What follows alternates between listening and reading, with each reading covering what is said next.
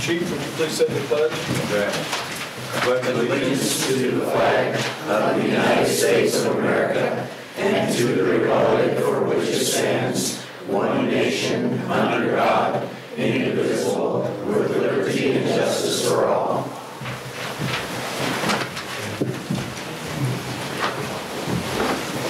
Anita, roll call, please. Councilor Johnson? Here. Councilor Slorbock? Here. Councilor Segala? Here. Councilor Ellipart? Here. Mayor Becker? Here. The quorum is declared.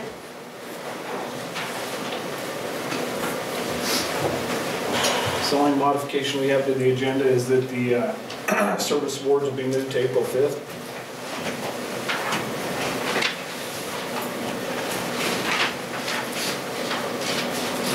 I move to approve the agenda as amended.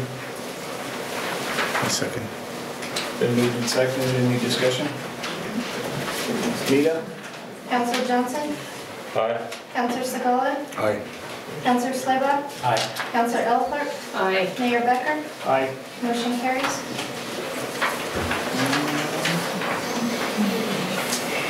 All right. Move right on down to citizen comments. Nicole? Excuse me, Mr. Mayor, missile consent agenda? Oh, I'm sorry. Sit down, Nicole. Please. Minutes of regular meeting, March 1st.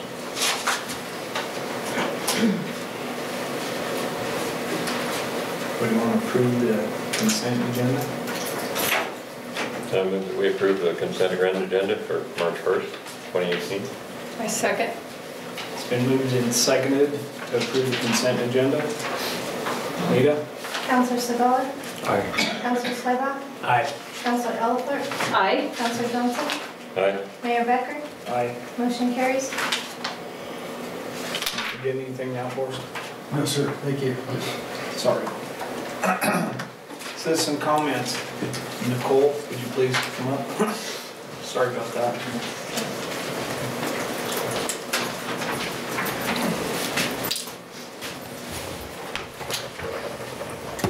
Thank you for having me. So my name is Nicole Rosecrans, and I work for KSLV KYDN Radio. I'm an account representative, and this is Connie Wachowski, and she is our general manager.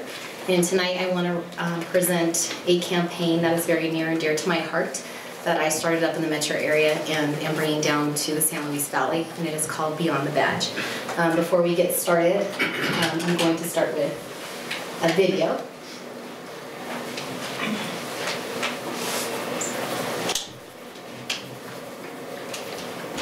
Yeah, it's fine. There.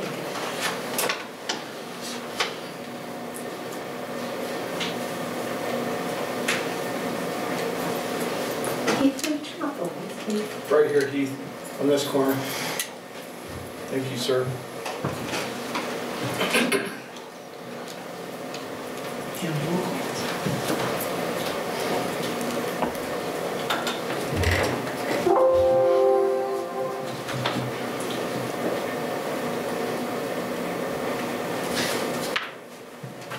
Okay, it should start right. Thank you, Nina.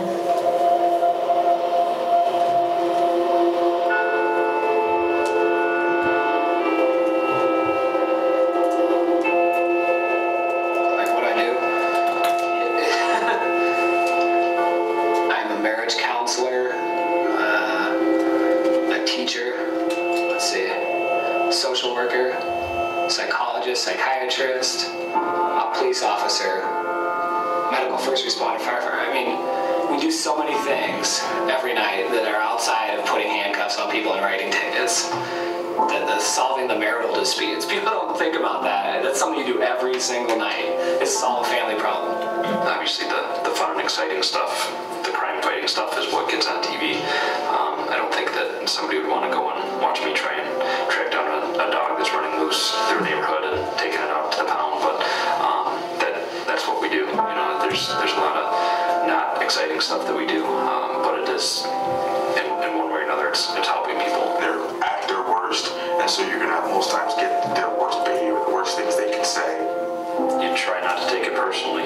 That person has their own situation going on. You know, maybe they didn't want to go to jail on their warrant because their kid's birthday is tomorrow. You know, we're put in a position a lot of times where we've got to make decisions that are going to affect someone's life. And may not affect just one person's life, but may affect several people's lives. The number one issue for police agencies is trust and confidence with the community, and looking at ways that we can go from what some might term a warrior mindset to a guardian mindset. We should be guardian servants is the role of a police officer.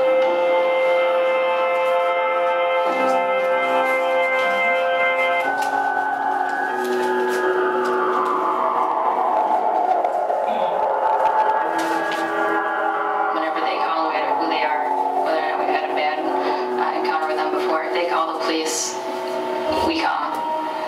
It's the cliche of people are running away from gunfire and we're running towards it, and that's the truth. We're there to help and we're there to protect people. As much as people want to have their own opinions of it, we don't discriminate. If you need help, we're there, and we're going to help in any way we can. I would like to just remind them, I guess, that we're real people and that we don't get in this job for the money. Pay's not that great. I guess I just really like to remind them that we're in this job to do good and that we can't do it without the public's help. So I wanted to share that video because so many people really don't understand what first responders really do, and they do so much. And my goal in the past years is to humanize our law enforcement officers, our firefighters, and our EMS service responders. So a little background of Beyond the Badge. It began with a company called Bonneville International Corporation, and they own and operate KYGO 98.5, Cozy 101, and KKFN, the fan up in the Denver metro area. Their sister station and their home station is in Salt Lake City, Utah, and in October of 2016, they approached me, at which time they presented their development of spreading the word in 2017 regarding the community service efforts that our law enforcement officers in the Denver metro area make. So collaboratively, we featured a different officer each week for 52 weeks. We began in January 2017. The feature was a recorded on-air announcement that was covering the achievement and accolades the officer received, and also included an ongoing community service that the officer participated in. The officers were featured weekly for their outstanding dedication, commitment, and service to making our cities and communities a safer place to live in. Beyond the Badge, SLV is a little bit different. So since it's smaller than the metro area, I decided to include all of our first responders. So our law enforcement officers, our firefighters, and our EMS responders. We are going to do the same thing. We're going to recognize the good work that our police officers, firefighters, and EMS responders across the San Luis Valley do every day to make our communities a better and safer place to live. Just like Bonneville up in Denver, we are going to feature a new first responder every week, and the story is going to run multiple times across all three of our stations, KSLV AM, KSLV FM, and KYDN. This is a sample of one of our vignettes, Officer Jackie Spresser with the North Glen Police Department. This is kind of what it's going to sound like, only it's going to be edited to direct the San Luis Valley. Now, Cozy 101.1 takes you beyond the badge, sharing inspiring stories of Denver area law enforcement officers making a difference in our communities. This week, we salute Officer Jackie Spresser of the North Glen Police Department. In her role as part of the crisis intervention team, she has become a go-to asset for officers and staff. In several scenarios involving a hostile citizen, she was instrumental in facilitating communication that led to de-escalation and understanding. Officer Spresser has a true passion for helping and assisting people in crisis. When off duty, she does what she loves most, playing and officiating hockey.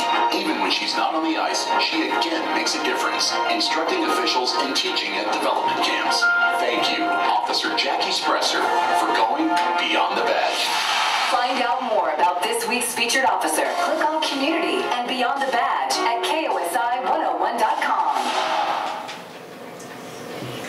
So one reason I'm here tonight is I have reached out to every law enforcement agency across the San Luis Valley, and I've connected with the chiefs and sheriffs of those departments. But I need to be here and present that as well to ask for the participation of our other first responders. I've also met with Chief Chapman of the Alamosa Fire Department as well, and he is 100% going to participate.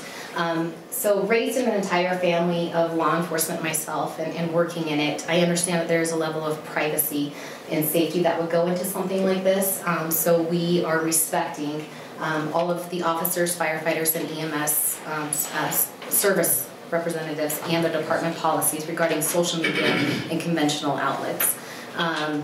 I think that in this time of social media scrutiny, there could be no better time to run a campaign such as this, and I truly believe that the San Luis Valley deserves this. I think it's long and well overdue for all of our first responders across the nation.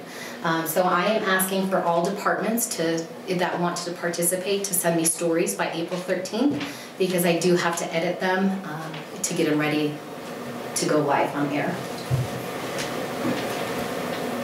So in addition to asking for first responders, we are asking for our community and small business owners and large business owners to join the movement of saluting your hometown heroes. So the Beyond the Badge campaign was created to build strong relationships between the police and local community and to provide a recognition for our first responders for what they do on and off duty. So we are looking for businesses to partner with, and each vignette will lead with an intro saying that they are sponsoring the 60-second Beyond the Badge SLV announcement, followed by a compelling story regarding our featured officer, firefighter, or EMS representative, and the business receives a 30 to 60-second commercial after the 60-second vignette. I have our contact information up here. Connie and I have brought business cards for herself, Danica Simmons, who is the morning show on KYDN, and then myself. So we're, in addition to running it on the air, we are committed to running the stories each week on our Facebook page at KYDN.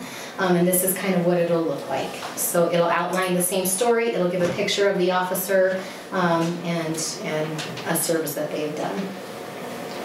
And then at the end is just our contact information, and if you want to check out the entire video of the Good Cop, I've given you the link to do so. It was about an 8-minute video that I compiled into 3. It's a really good story. All I have. Sure did. Thank you. I like that. Thank you. Thanks. We'll come see you. Okay.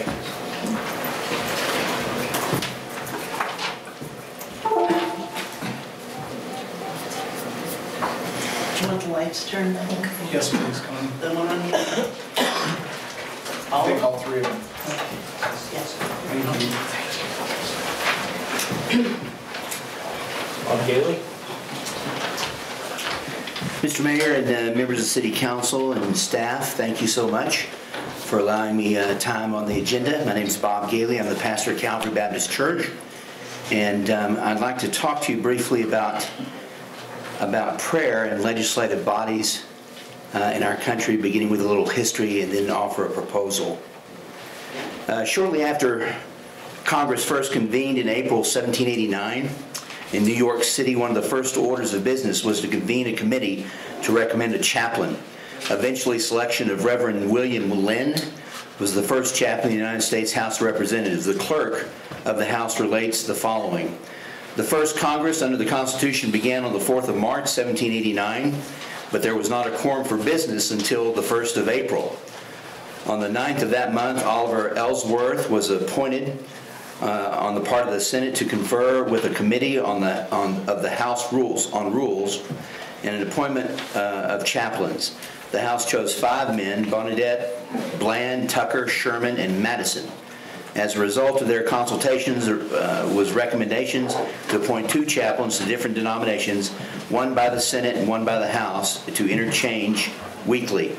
The Senate appointed Dr. Provost on the 25th of April, and on the first day of May, Washington's first speech was read to the House, and the first business after the speech was to appoint Dr. Lynn as chaplain. The law of 1789 was passed in compliance with the Joint Committee's plan giving chaplains a salary. and it was reenacted in 1816 and continues to this day. Since 1914, the chaplain's prayer has been included in the congressional report. The constitutionality of the question has been examined by a number of court cases over the years. According to an official 2011 CRS report created by the Congressional Research Service for the members and committees of Congress, I read this. The constitutionality of the legislative chaplains was upheld in 1983 by the Supreme Court, Marsh versus Chambers, 463 U.S. 783, related to chaplains in Nebraska legislature on the grounds of precedent and tradition. The court cited the practice going back to the Continental Congress of 1774 and noted that the custom is deeply embedded in the history and traditions of our country from colonial times to the founding of the Republic. Further, the court held that the use of prayer has become a part of the fabric of our society, coexisting with the principles of disestablishment and religious freedom. This decision was cited in Murray versus Buchanan, which challenges the House chaplaincy the very next year. On appeal, the U.S. Court of Appeals of the District of Columbia dismissed the complaint for want of substantial constitutional question. Subsequently, on March 25, 2004, the U.S. District Court of the District of Columbia cited Marsh versus Chambers, dismissing a suit that challenged the congressional practice of paid chaplains as well as the practice of opening legislative sessions with prayer. On May 5, 2014, a USA Today report says the Supreme Court on Monday nearly upheld centuries-old tradition of offering prayers to open government meetings, even if the prayers were overwhelmingly Christian and citizens were encouraged to participate. Defending the practice by the use of the town of Greece, New York, the majority ruled that opening local government meetings with sectarian prayers does not violate the Establishment Clause. Justice Anthony Kennedy wrote, as a practice that has long endured, legislative prayers have become part of our heritage and tradition, part of our expressive idiom, similar to the Pledge of Allegiance, inaugural prayer, and the recitation of God Save the United States and this honorable court at the opening of this court session. Later in the week, Justice Kennedy said Monday's decision falls in the same spirit and wrote, the inclusion of a brief ceremonial prayer as part of a larger exercise of civil recognition suggests that the purpose and effect are to acknowledge religious leaders and the institutions they represent rather than to exclude or coerce non-believers. A Washington Times report on October 11th, 2017, District Judge Rosemary Collier rejected another challenge by Daniel Barker, co-president of Freedom from Religion, concerning prayer beginning each session of the House of Representatives. Judge Collier said, an opening prayer has been the tradition of this country for more than 2 centuries, and the Supreme Court has ruled that it doesn't violate the Establishment Clause. House Speaker Paul Ryan applauded the ruling, saying, since the first session of the Continental Congress, our nation's legislatures have opened with prayer to God. Today, that tradition was upheld, and the freedom to exercise religion was vindicated. Finally, the United States of America has a national motto. It's on our buildings and it's on our currency, and the motto is, in God we trust. That also happens to be the motto of the state of Florida. On February 21st, after the shooting of the high school in Florida in 2018, Representative Kimberly Daniels, a Democrat, said this on the Florida House floor. It is not a secret that we have some gun issues that need to be addressed, but the real thing that needs to be addressed are issues of the heart. After her speech and presentation, the Florida legislature voted 97-10 to put the national motto, in God we trust, in a conspicuous place in every school building in the state. I believe that we need to get back to some of the traditions of our founding fathers. I believe with all the decisions and responsibilities that come with community service, asking for divine wisdom only makes sense, or at the very least, couldn't hurt. My proposal is very simple, that the City Council of Monte Vista open each City Council meeting with the Pledge of Allegiance and a prayer to God. The Council can achieve this by council members inviting a guest pastor to pray themselves, designate a city chaplain, or use the newly formed Ministerial Association of Monte Vista that can assist by setting up on a rotation basis, ministers in our area that would like to participate. I'd like to finally say there's a Bible study that happens in the Senate every week. It's not open to staff, it's not open to reporters.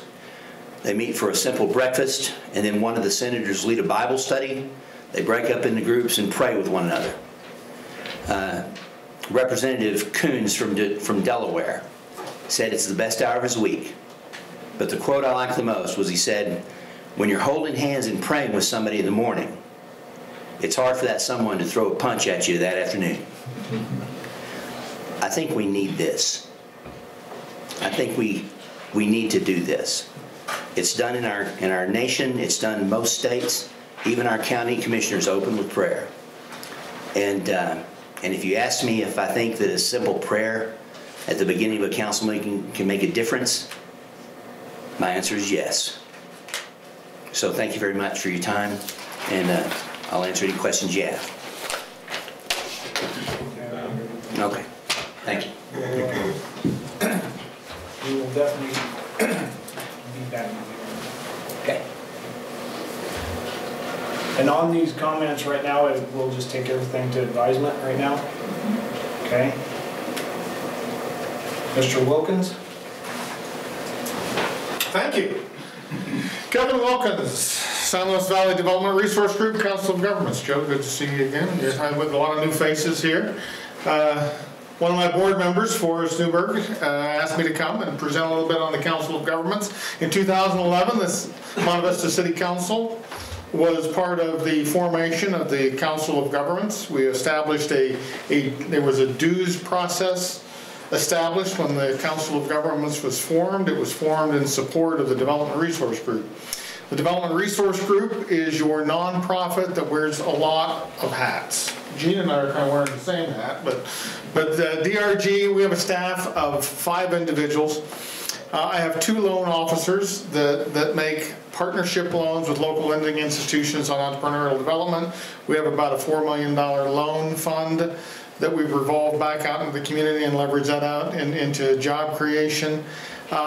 We have the Community Action Agency, which is part of the Development Resource Group. We have the Transportation Planning, Regional Planning Group, which is part of the Development Resource Group, COG. We have the Enterprise Zone.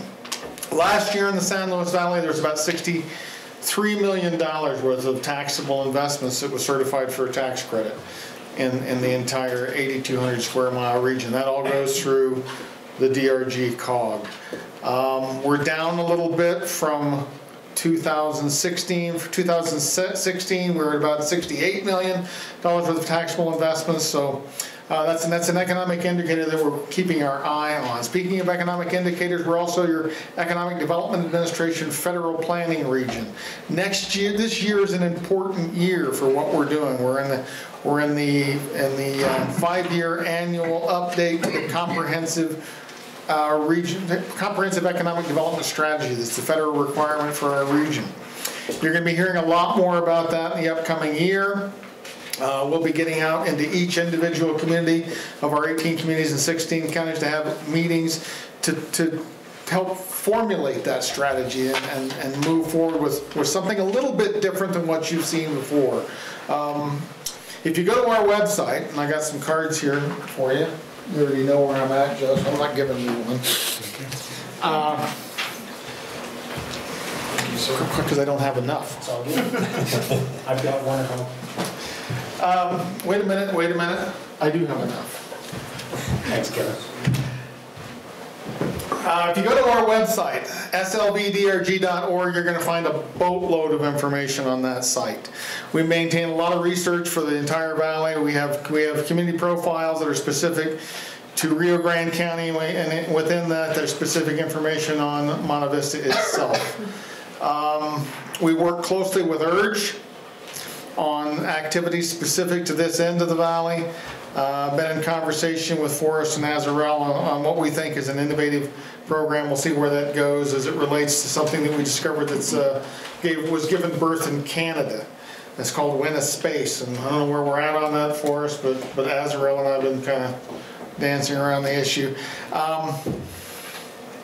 I could blather on for a long time about each specific area, whether it be the mini grants. You got a mini grant 2 years ago? I believe so, yeah. Mini grants are something that flows through DOLA out to COG members whose membership is paid and who are members in good standing. That means you paid your membership. This year's mini grant program, I think we're having a matching grant up to $8,700. Last year it was $5,000. This year we had a $70,000 grant that we're dispersing back into the region. Mini grants, Enterprise Zone. Last year, Enterprise Zone contribution projects, of which Monte Vista is one, the airport's another one specific to this region. Last year, we certified $1.8 million worth of contributions that came into the valley through the Enterprise Zone contribution project status. We do a lot of things. Each one of my staff wears at least 2 or 3 hats. So rather than me bore you with it, you can look at the website. You got my card. Give me a call. Forrest is on the board. Appreciate your support. I know you got a lot of stuff going on here. Any questions? Forrest? Anything to add, Forrest? Oh, annual meeting is Monday the 19th. Forrest has picked up Tom Akers' seat. He's filling out that term, and he will go into his own term should he choose to accept it on Monday, March 19th. You're welcome to come to that annual meeting. There'll be someone there from the Office of Economic Development and International Trade to present on Blueprint 2.0. That'll be part of the program. We'll review the strategic plan of DRG at that particular meeting, and then we'll adjourn right into the DRG meeting. But the annual meeting is next week. We're going to make some bylaw changes. Those bylaw changes are there to mirror the requirements of the EDA on the Comprehensive Economic Development Strategy. And we are also your Colorado Region 9 planning agency, which is where the Blueprint 2.0 comes in. So I've been there a year. It's taken me a year to figure out all the hats we wear. But I think we're finally getting some stride going and making some progress. And with that, where's this meeting on the 19th? The depot in Alamosa, 2nd floor conference room. Normally nobody shows up, so if people do show up, it might be a little crowded, but there'll be some pizza and okay. No beer, but pizza. I appreciate it.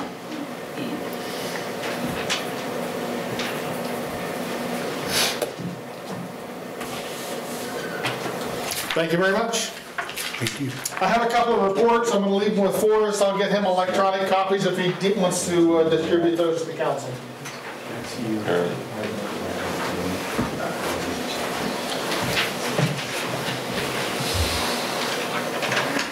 Mr. Clare? You look so surprised. Good evening, council and members of the community. My name is Jim Clare, and I'm here representing the San Luis Valley Hazard Substance Board. What I'm going to do is clarify some information. We've been around for a long time. Just briefly, a little bit about myself. I'm retired from the San Luis Valley Rural Electric with 37 years. I retired from the Monte Vista Fire Department Assistant Chief with 25 years service. I've served on the San Luis Valley LEPC, Local Emergency Planning Committee, the San Luis Valley All Hazards Committee, which we attend now, and also the exercise design team, which was set up after 9/11 to bring exercises to communities and organizations, what to do if something happened. So what I'd like to talk to you about tonight is the San Luis Valley Hazard Substance Board. And for those of you that did get a little bit of information, Cody has some handouts there if you want one, just hold up your hand. I think most of them were in the board packets or council packets. The reason I'm coming tonight is because we cover the valley-wide with the San Luis Valley Hazmat. That's the common name for the crew that takes care of stuff on hazardous cleanup. What we do is, if there's some kind of a hazardous spill or something, we're some of the first ones there to take care of that properly. This came about in the early 1980s. There was a fatality accident south of Monte Vista Co-op that involved 3 people, 2 deaths, and the product was a pesticide, and consequently people couldn't get in to rescue the people in the accident. So from that, John Copley with the CSP came up with the idea of coming up with some way to rescue people in the event of an accident like this. With that, they started a team, and that team, as you see in your handout, was put together by Dave Shields, Joe Booz from Alamosa Fire Department, Mike Rogers, Alamosa Fire Department, Max D. Herrera from La Jera Fire Department, and Bob Copley from the CSP, Colorado State Patrol, along with Jim Ropp and John Mestis from CSP. As we go through this information, they decided to put this team together and get some equipment to be able to respond to this type of incident and do rescues. As I get further along, I'll let you know how it's expanded from that original intent. The first truck that was donated was a used Coors truck. It wasn't for beer, and it was for hazardous materials incident, which carried equipment and stuff like that. As you can see, the first equipment that was donated to the organization came from Fort Carson. And back then, the material, the equipment that they got was pretty crude compared to the equipment we have today. The other thing is the people that were involved with the organization. There was also not only the people that came up with the idea, but people that helped put this truck together and make it usable. John Staver, Dan Knox, who wrote grants to get some money for the equipment. Bob Boss, he was the one that wired up the truck for the electrical service on the truck. And there's a lot of people that were able to put this thing together and put it on the road. So consequently, it was one of those pieces of equipment that was the first in the valley. There are several agencies in the state that had funding that was far superior to what we had here in the valley, and they had superior equipment, but this was a start. Consequently, sometimes I know we had a spill out at Stately Starch Plant. They got the truck almost there and ended up having to tow it to the scene. And that's how things started out, and that's how things ended up. But today we got a whole different piece of equipment. The guys that respond, they take training. They go over to Pueblo for a week of training, and they continue their hazmat tech training with the hazmat team. With me tonight is Cody Sullivan, one of the team members. His dad, Pat Sullivan, is the team person that keeps things going, and we have several other members throughout the valley that participate. On February of 2005, we were able to get this funding grant money, approximately $276,000, to get the truck that you see in the brochure. Pat Sullivan and myself flew out to Appleton, Wisconsin, out at Pierce Manufacturing. We inspected the truck, and it was amazing the product that we were getting. From there, once the inspection was done, corrections were done, it was driven to Alamosa, where it was staged for several years. As I mentioned, we have a board. We're a 501c3. We meet regularly, and we go over problems such as finances, the number of calls, the issues that may be facing us for the next year. One of the things that we look at, and one of the reasons I'm here to bring this information to you, a lot of councils and county commissioners change. So when you receive a billing statement for the San Luis Valley's Hazardous Substance Board, people are like, well, what is this for? Well, let's don't pay it, let's don't worry about it. So that's why I'm here, to bring recognition back to the team, let you know what it's about and what your fees are for each year. It's a minimal fee. It's calculated on population for each town and county, and that's how we figure it out. The other thing I want to bring up is some of the incidents that they respond to. They respond to stuff such as explosives, We've had some crystallized dynamite down in the Lahara area. We've had a school that's had products in there that they didn't know what they were, and they were crystallized, turned out to be very hazardous product in the chemistry classes. Some of the other stuff is methamphetamine labs, stuff like this. And what happens if you have a hazardous spill in your town, what the hazmat team will do, if they're called, they'll come in, take care of that scene, take care of that product, and dispose of it properly. And that's what your fee gets you for the service from the San Luis Valley Hazmat. Now then, if you didn't pay that fee and you had a hazardous spill in your town, the town would be responsible for all fees for somebody to come in, contain it, clean it up, take care of it, and dispose of. So consequently, for the fee that is paid for each town, community, and county, it's a pretty light fee. It's kind of like a little bit of an insurance policy for you. So that's why I'm wanting to bring this recognition to you. Along the same line as I mentioned, the guys get training, expert training, and we're always looking for somebody to get on the hazmat team and help us expand that. The other thing that I wanted to mention is we're only a call away, 911, just call 911 and they'll come to your assistance. We don't want to be confused with the State Patrol hazmat. They also have a hazmat team that serves any state highway. So if there's any kind of accident on a state highway, the State Patrol hazmat team responds to that hazmat incident. If there's an incident on private property in towns, counties, off highways, state highways, then the San Luis Valley hazmat team responds to that. But along with that, these two groups work in conjunction with one another like clockwork. It's amazing to see how they work and how they work together. On a lot of the incidents that take place, what we classify them is you have to have the proper protective equipment, the training personnel to go in and do it. Everybody else needs to do the BLB method. Does anybody understand what that is? BLB? Beer, lawn chair, and binoculars. Stay as far back in the lawn chair and enjoy the incident. One of the first incidents, as I mentioned, that we went on was at Staley Starch Plant. And it was when this hazmat scenario was first coming into the valley. We pulled up with a hazmat truck. They had an acid spill coming out one of the big tanks. They had a hole up there. We pulled up. Right away, the hazmat team started pulling out their books, identifying by the number that was on the tank, the truck that was spilling. With binoculars, we started looking at evacuation zone, the plume, where the air would go. State Patrol pulls up. First thing they did was took away our binoculars and our book and said, well, where'd you guys get these?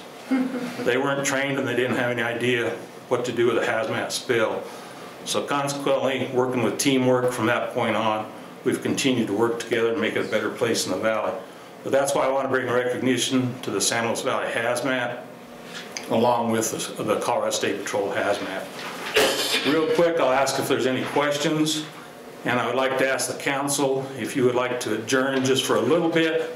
We have the truck outside and take a quick look at the truck, the piece of equipment that we have, so you know what I'm talking about.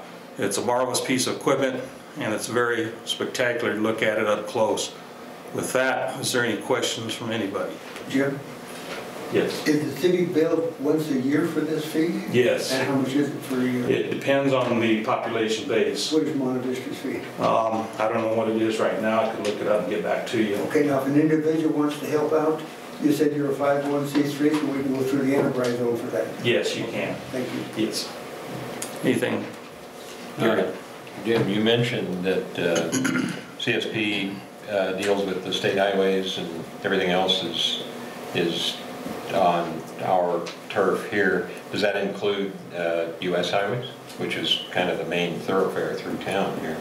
The State Patrol does with any major highways that's associated with a numbered highway through the state. Any county roads, anything like that, the San Luis Valley team works on that. The thing we keep in mind though, like I said, these two teams work hand in hand, like a hand in glove. It's amazing to see how these guys work together. They communicate and they know what's going on before they get to the scene, what kind of incidents going on and everything. So it's great to see how they work together. Just a real quick question for you, Jim. So the folks in the community kind of have an idea.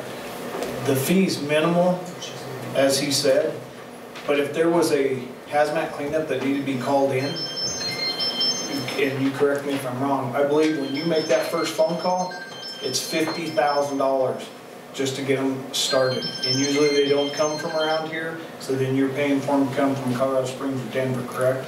You're exactly right, and that's one of the reasons that we try to look at this for the Valley as an insurance policy. We've had a few incidents where it's been non-associated with the San Luis Valley Hazmat, like a carrier or something, and the cleanup fee just for them has been astronomical. And like you said, there's a fee that they look at before they even come out and respond. And it depends on the product, the amount of product, where they go with it, and the type of disposal that they have to do with it. You're exactly right. And I would say there's also a time factor for getting someone in from out of the valley, which is really important. I think that the quicker you respond and take care of that issue, the better it is. Most definitely, Kathy. A good example of that is Pizza Hut. It's safe to go, so don't use this as not going there. Many years ago, they had a broken thermometer with a large amount of mercury in the kitchen area. So what we had to do, the fire department pulled in. That was before we had the San Luis Valley Hazmat team. We called the responding agency out of Denver. By the time they got the proper authorities to respond, come all the way down from Denver, they lost over a half a day's business. Plus they had to shut down for the full night for cleanup. And then when the guy showed up, there was one guy in a pickup. He went to the back of his pickup, got a vacuum cleaner, went in, vacuumed it up, said, "We'll be sending you a bill," got in and headed off. But the problem was they didn't want anybody in there. And most everybody knows when you're a kid, you go to school and your friend would have a glass full of mercury in his hand. And so, but times have changed and they know what that does now, so definitely. Any other questions? The other thing is I'd like for you to spread the word, the information about what the San Luis Valley Hazmat team is about. And as Mr. Skeff mentioned, if anybody wants to donate, get a hold of myself or Cody Sullivan or Pat Sullivan, any of the team, and we can work with you on that. Or Dale, you can get a hold of Dale. Is there any questions from the audience? Good. Community. This is really a good thing. I've dealt with it a lot more. I am on board with these guys, but they're thorough on this program that they have and process, that they know locations and what's where, and they can do the reverse 911 call. They watch that. They can, and as we partner up with them, those of us in the industry, I know we get anyway. We partner up with them and get them all the information they need. We do walkthroughs. These guys are very aware of what we have in our location because of that, the safety factor. Exactly, and that's one of the purposes of the LEPC, Local Emergency Planning Committee. Any business such as yours has the Tier 2 reporting, and that material, the list of the hazardous materials has to be reported annually to your local agencies, which can be forwarded to the state, and it has to be reported to the state through certain agencies. And it's mandatory, but working together now a lot better than we did in the past. It's better than pulling up to a site a mile away with binoculars and trying to look at binoculars and decide what the code is on the placarding and decide what you're going into. So definitely. You say you're set up out here? We're at the side door. I'm going to have Cody pull up the side door. Yeah, we'll just meet at the side door if you would. Yeah. So right here in the front of the side? Yeah, well, yeah, I'm in the parking lot right now. So. Okay. I'll just have him pull around to the side door real quick. Just right out front. Just right out front? Yeah, just take it right out front. You want to go right out front? That's where you're at, right out front. 10-minute recess, you guys good? Go see the hazmat leader. We'll let everybody cool off just for a minute. Thank you. Thank you, Jim. Forrest, please.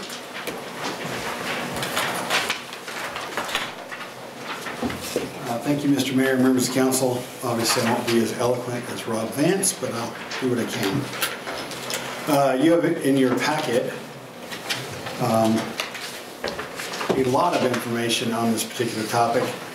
Probably the most salient piece, which I'll refer to as the memo. There's lots of backup information. Rob's very thorough. Essentially, this report was prepared at the request of council to discuss Councilor Johnson's request to look at creating removing the tier at 5,000 that we currently have and upping that to 7,500. I think there's a couple items to note in this report. I think that are just interesting, maybe for the public's edification more than anything else. You know, we do hear that our water rates are high. And, you know, I would say based upon the data presented in this report, we're kind of in the middle range. And there's a number of items in that report, or in this report, which are also interesting. Part of which I think are positives, but they also show the differential in rates. And one of those things that, you know, I think is really important to look at is our tap fees and plant fees. Now, Alamosa's are lower than ours, okay? But we're also lower than the averages in the state. And so in that regards, it is a pretty business-friendly environment to get water taps here. And a lot of our existing buildings already have those, so a new customer isn't required to pay a tap fee again. So, you know, if you look at our average base rate with 10,000 gallons per month, that bill will be $35.50. Now Alamosa's $21.91, so it is less expensive. They have a larger system with a lot more customers, so you know the cost per user to produce water is less expensive than ours. Del Norte is $41.81, so that's you know a little bit higher than ours. And then Center charges $33.79, which is very similar to our rate, except that theirs is a flat rate. And I'll go to my past experience working there. Of the utilities the town of Center runs, their water fund struggles based on that. And they are talking about going to meters, which under state law they're required to have, as well as you need it for your augmentation plan to be successful. So that being said, I'll go to the real simple part of this, which is, and there's a typo in the recommendation from Mr. Vance. It says 5,001 to 15,000.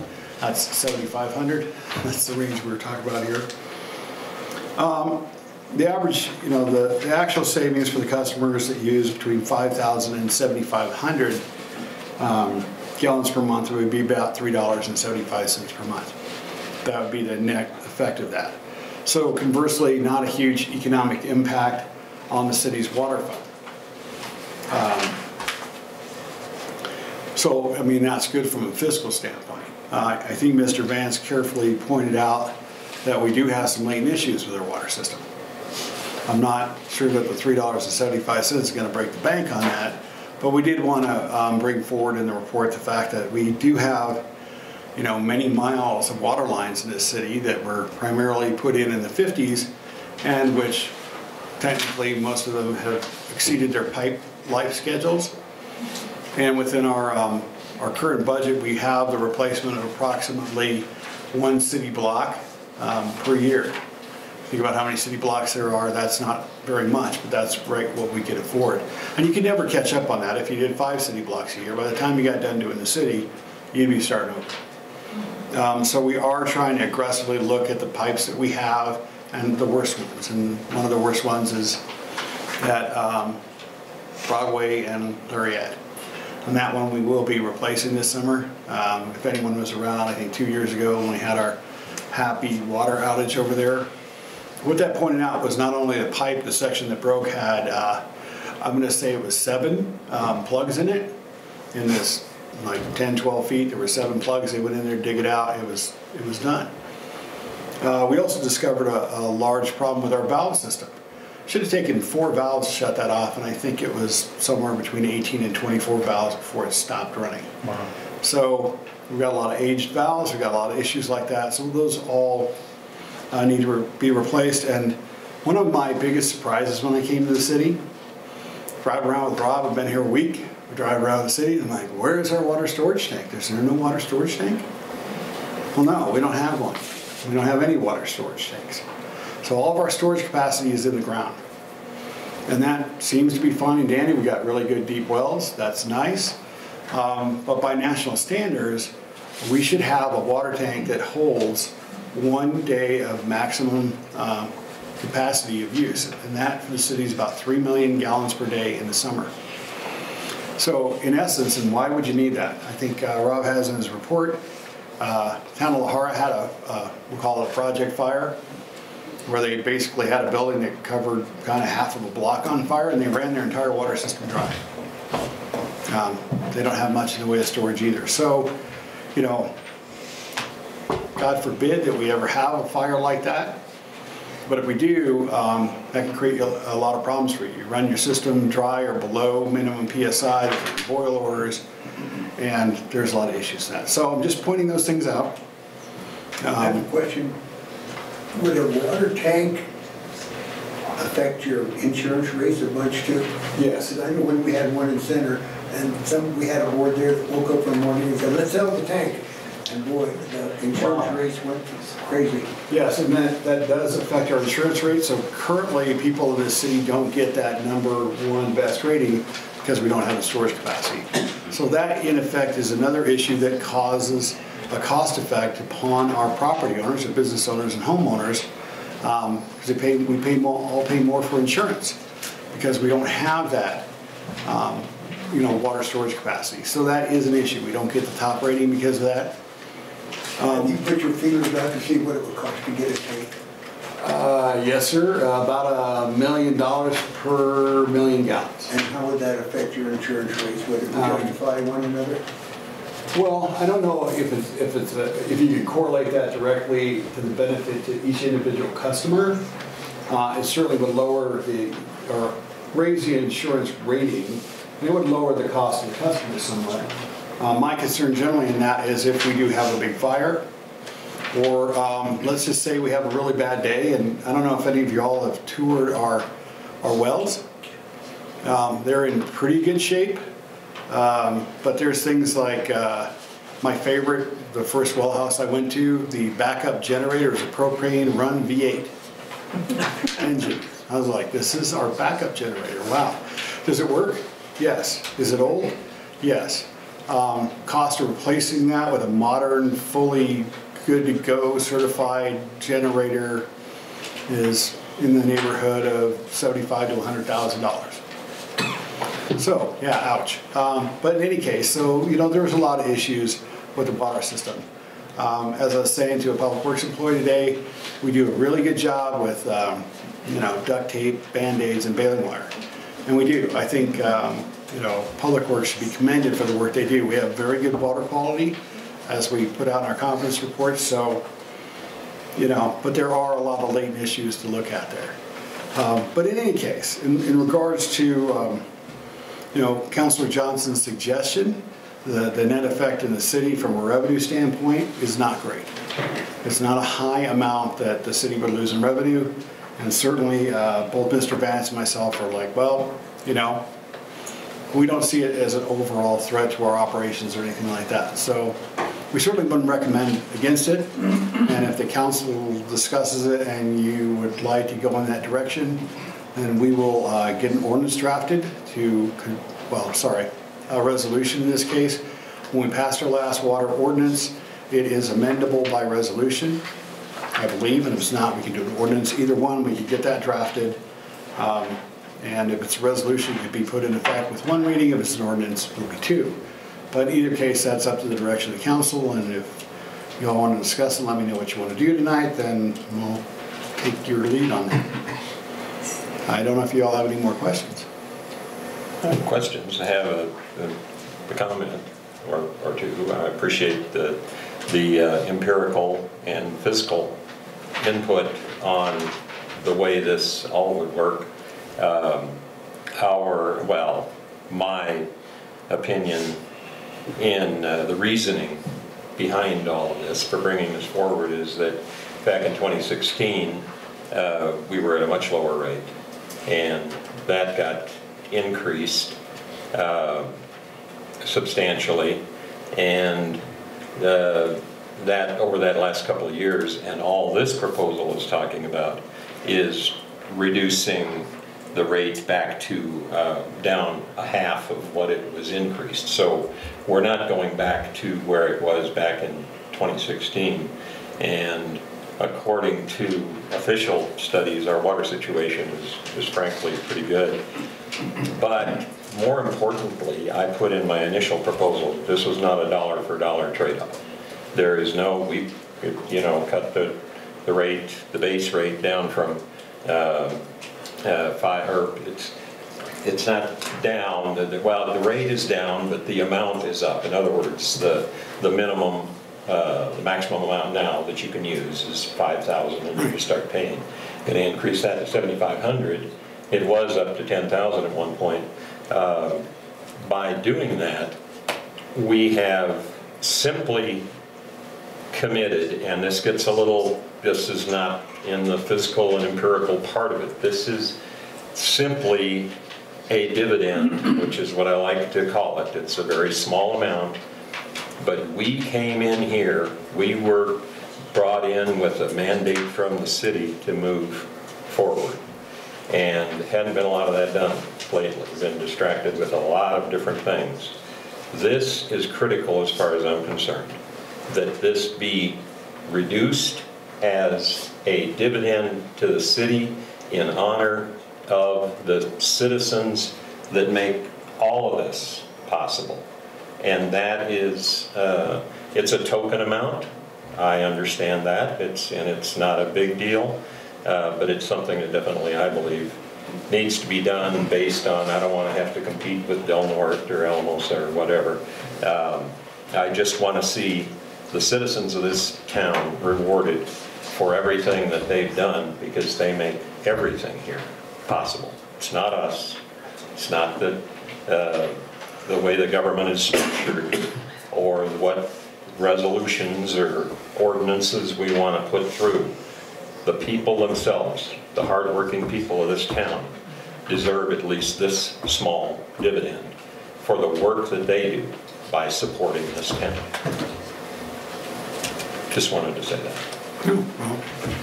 And, staff has no comments on that. I mean, well, and it's not an argument, Counselor, at all. I know, no, I understand your thoughts on it, and I appreciate those. And, from the staff standpoint, all we're doing is we bring you the facts, and you all make the policy. So. And you have the, like I said, the empirical and the fiscal part, and I understand that, and I have no question with that. And like I said at the beginning, it's not a dollar for dollar trade-off. It's simply a dividend to reward the town, and how, let's at least start there. We've got a long ways to go. We've got everything, the SLV Sky High is being refurbished. We've got this business development program that is coming into play. We've got a fantastic future ahead of us. And I don't want to wait 8 to 10 years to reward the people that have made this possible. It's not us, it's them. That's you. How would you distribute a dividend like that? How would you go about doing it? Simply based on the water rates. It's an across-the-board reduction. Just in other words, statements, not a credit statement? Is that what? To my understanding, it's not a reduction. What they're doing is taking where you're allowed 5,000 gallons of water now, and after you go over your 5,000 gallons, then you start paying for it at that point. So what this is requesting is that we go from 5,000 to 7,500, so then everybody would be allowed 7,500 before they start being charged for water, correct? That's correct, Mayor. Currently we charge $28 for the base rate, and that's based on 5,000 gallons. That's part of what you get for the $28, and this would mean that you get $7,500 or 7,500 gallons for the $28. I think a good thing that I think that's a good thing to bring it to 7,500 gallons. For the reason that the older people, after they use the 5,000 gallons, then they have to pay the extra money for it.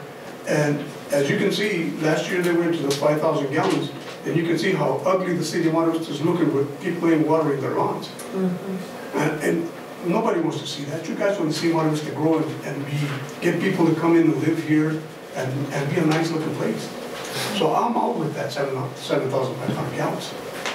I agree with you on that, Art. I think it's a small token, but clarified to say that helps and benefits everybody. Those of us too those that are little gardeners and kind of depend on that throughout the summer and for their winter, it also will help them with that. Did I hear somebody make that motion? I can't make a motion. Yes, sir. Just don't lose sight of the fact that there's still, nice gardens is nice, but if we have a big fire and we don't have the storage to take care of it, that's gonna be a bigger detriment. Don't totally lose sight of that. Will this affect that in the long run that much, Forrest? Can you contribute to that conversation? I can contribute to that conversation somewhat. And Councilor Johnson, if you'll excuse me, I'll put on my fiscal agent hat once again. The concern from the city manager and the finance standpoint is that I don't disagree with this notion at all. The question is, so the next time, so then we go to 10,000, do we go 12,500? We have an underfunded system. It's underfunded, and I can say that without, there's no way to impinge it. I can run a report that shows here's what our needs are, and we did that when we did the 2016 rate increase. Here's what our needs are. We're saving, I don't remember the number, it's like $15,000 every 2 years towards 3 million gallons worth, or $3 million or so, maybe it's 3.5, worth of tank expense. So from that standpoint, this is not a huge impact on it, as long as we recognize that it doesn't continue to be an erosion of rates. Right, and that's still a need, that tank, because that would be an overall savings across the board for every homeowner here and business owner if their insurance costs were lowered. I think Raina has something she'd like to contribute. I just wanted to ask how many households are billed per month? The majority of households are billed per month. We do have budget billing. But how many billings, how many households are billed per month? Wow. I had estimated around 1,800, is that? I think that's in the ballpark. Near Forrest? Okay, so I come up with $45 per household is what that saves per year. Times how many households? 1,800. Is it in the city limits and out of the city limits, like on Sherman Avenue? So the folks on Sherman Avenue pay a higher rate because they're outside the city. Yeah, it does. They pay double rates. Yeah. So I come up with, if that's $375 per month, per household, it's $45 a year that it saves each household, or that the city collects less. That's $81,000 a year in revenues the city is losing towards the expenses that we need to do per year. That sounds accurate, yes. Okay. To build, to put in a storage tank or something, or the infrastructure, we worry about new pipes. I don't think the city's gonna lose any money, because right now people ain't watering, so they're saving a few dollars. If you go on to the 7,500 gallons, people are gonna water some more. You're still gonna get your money. The city's still gonna get what they're making. Well, they might go that little bit more. Yeah, they might. I mean, and to go along with Jason's comment as well, based on the fact that we know there are several miles of water line that need to be replaced. So as we're doing this, knowing this is going to happen, so as the community sits here, if the water line goes apart in front of your house and starts spewing away, it's a goodwill gesture, but please understand that we can only do so much. So if it goes apart, you got to understand that it's still costing us money to do that. So it's got to be a two-way street. Yes, sir. Yeah, Lauren Howard, live here in Monte Vista, so I'm one of those people that can pay the bills, water bills, etc. But I just want to make a comment. I worked for 25 years for a rather large municipal utility in Michigan, Our water supply was Lake Michigan, so water was not an issue. But I just did a little quick comparison for 10,000 gallons in Holland, Michigan, compared to 10,000 gallons in Monte Vista, the price is almost the same. And I would caution you about eroding the revenue necessary to maintain the water system. At the rate you're replacing water lines now, you're going to fail before you get to the wall. And this is a big issue in the country, throughout the country. And I would caution you about reducing the revenue for the water utility. I think that's a mistake. That's just a comment. Thank you. Let me address that if I can. The $81,000 that Ms. Boucher was talking about is absolutely right. What we're not taking into consideration is that in 2016, our revenue was increased by $162,000. We're not going back to where we were. We are simply adjusting because we made that increase back in 2016 in light of what just might happen with the water rules that were coming, which ended up working in our favor. And our water situation is fine. The minimal amount that we're talking about here is not going to pay for or not pay for a storage tank. We definitely need a storage tank. And that's one of the reasons we're paying somebody to come in to develop business in this town. If the tax base is increased, then we can start taking care of what needs to be taken care of. Paved streets, sidewalks with handicap access, all the things, increased events that will bring in consumers and revenue, like this one, like this one that I have right here. That our good city manager brought to our attention. This is an article, Colorado Close-Up, thousands of cranes are taking over this picturesque city. This kind of promotion changes things in our town. I don't care if you're paying an extra $3 or if you're saving an extra $5 on your water bill. This kind of thing, once it's promoted, once we start doing this, and we already are starting to do this, Sky High renovation finally, after all this talk, is starting next month. Things are happening in this town that are going to so far offset this little water rate thing that it's going to leave your head spinning. What's going on in this town is that the people in this town are starting to change their attitude. We have been laboring under this imaginary burden of a 10-year-old recession. I've talked to people in this town, they're still in this recession. If you believe you have a recession, and this, if you've heard this little story before, if you believe you're in a recession, you are. You will. If you believe that in your businessman and businesswoman, business person, and you have as mental idea that there's a recession coming, you're going to stop ordering. You're going to reduce your inventory. Well, that affects your suppliers. It affects the people that pick up on that idea. It affects your clients. What's happened in this town, and I want to simply reinforce that, is that there's some faith, there's some hope, there's some future, there's some hope replacing the hopelessness in this town. And I've seen it in people's faces. I've heard it in their voices. I've heard it in their conversation. I simply want to tell them that yes, you're absolutely right. What you're thinking is happening. What you're thinking is coming to pass. And this town is growing at a rate that you don't even know about yet. We're going to find, I've mentioned some of the things that are obvious, but there's a lot of things I didn't mention that are coming up. And a lot of it, if it's not 99% of it, maybe it's 100% of it, is the attitude in this town.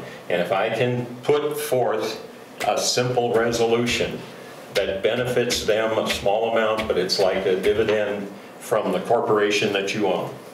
These citizens in this town are the stockholders and shareholders in this town. And when was the last time they got a dividend? It's time to just look at these people and say, we appreciate you, everything that you're doing. You don't have to be running a business. You can simply be supporting your church. You can simply be participating in activities in this town. That is part of supporting this town, and they deserve something back. This is embarrassingly small. So to even think about not doing this is pathetic, as far as I'm concerned. These people deserve it. Jason? If this is your priority, that's great, Gary. But I would suggest if you're gonna take 8,000, give 8,000 back here, set your priorities and be willing to cut 8,000 over here to pay for it. I believe it's going to take care of itself. I am a man of faith. You know, I hate to make that sound like that's spooky, but I know. Ask somebody, there's a renewed hope and faith even in this country. And some of that has come from a very simple thing known as a tax cut. How do you pay for a tax cut? Well, you don't. You increase the attitude and the fervency and the hope within the people, within that town, within that country, wherever it happens to be. In this town, we are talking about so small an item, and we're not even going back. We still have more revenue now than we did prior to 2016. So it is such a minor item, but as far as I'm concerned, it's a huge benefit to the people in the town that need to know that they're what's important. We went through a very terse election here just recently, and everything's just back and forth. Okay, let's get to point of order on the water situation. The people simply need to know that the city government, the city council, and those in control here are not in control of them. It's So let's go to, rewarding them. Make a motion for this, or are we going to table this and take it to a later meeting? We can make a motion. Can I say one thing? Please. Yes, Has ma'am. I'm anyone sorry. thought about, instead of just giving it and losing revenue, what about, or how hard would it be to tie it to an incentive program to do something with your yard? It's a very good thought. Because then it's not a complete loss of revenue. If there's people that aren't absolutely going to do something with their yard, giving them a water break isn't going to make any difference. But if there's an incentive, then maybe they could apply for the 25,000 gallon, is that right? Increase, 2,500 gallon increase. And if they show that, yes, they're doing something beneficial with their yard. Or even xeriscaping or exactly something like because that. Albuquerque did something like that too, to get people to xeriscape their yards. Yeah. Well, I would disagree with that, but I would also say that all we're talking about is loss of revenue. We're talking about water right now. I know, but then the loss of revenue is what results from this. Has anybody ever considered the fact that you increase the attitude and the community pride in this town, that revenue goes up? We had talked about this in our meetings about how to do it in a different situation. I would love to do something with my yard. I'll take the $8 you get back and buy another sprinkler head. Kathy. Okay, Mr. Mayor, I'm going to sit down and we all want to continue to debate this. Yes, sir. We're facing the second worst drought in the history of the San Luis Valley this year. I think we should do this. And according to Kate Ryan, our water attorney, our position with water in this city is better than any place else in Colorado. That's a legal position. That was last year at this time. Very right. Say that again, Jason. That's a legal position, not a supply position. Well, that's when the cheap. farmers around here see that we are increasing our consumption while they are being curtailed, water rights will not be filled. That is a very difficult thing to do. All right, tell the people of this town that we're just going to do what we want. No, that's not where it's going, Gary. You need to get to point of order on the water situation, but we need to discuss this some more because I am with Jason on the fact that we are getting ready to go into. Oh, I know. I've got So, based opposition on that, in this room. I am not on opposed to council. helping the people in this community out at all. They deserve it. I agree with you 100%. But it's got to be a give, it's a take situation. We can give, and then, I don't want this to sound wrong, so forgive me if it does. But it's a take situation, and there's never a give back. So in that situation where the water line busts in front of your house and they got to tear it all up, and we're looking at funding to make sure that's done, then it's a whole different situation. That's like, what are you going to do for me now? We've been doing it. So we have to be cautious with that. My personal opinion, this needs to be tabled for later discussion. Yes. I just want to make one comment on behalf of, I know a lot of citizens probably feel the same way I do. I would give up $3 a month in a heartbeat if I know that the farmers have enough water. Because if farmers don't have enough water and farms go under, this community is gone, and it won't matter how much of a protect or a break you get on your water bill. That's just my personal opinion, and I think a lot of people would probably agree there. I mean, I've said many times when we've gone through droughts in the past, I will let my grass die if it means that a potato farm gets a little extra water. And I don't say that just as a wife that happens to be married to someone that runs a chemical fertilizer company that depends on agriculture. Everybody in this community depends on agriculture. Banks, stores, everybody. Without the farmers. We've got to think about the farmers. But we're not talking about the farmers. Mr. Mayor? Well, in a way we Yes, sir. Excuse me. So, lots of interesting comments from the public, and certainly an interesting topic for debate. As this is listed in our special presentations, I'm actually wondering if the council would like to, at a subsequent meeting, actually hold a public hearing on this matter and notice it and stuff, so you could hear testimony kind of more detailed, and certainly everyone that's here this evening would be welcome to come to that and provide testimony to the council so you could take it under full advisement. Do we need a motion for that? Or do we just do that? I think basically all could agree by head nod that we would convene a public hearing probably the second meeting in April at this point. I think that's a very good idea. One of the problems I've had with this is getting the word out in the newspaper, so. So we'll work on that. It's good. On April 19th. April 19th, yeah. Good idea.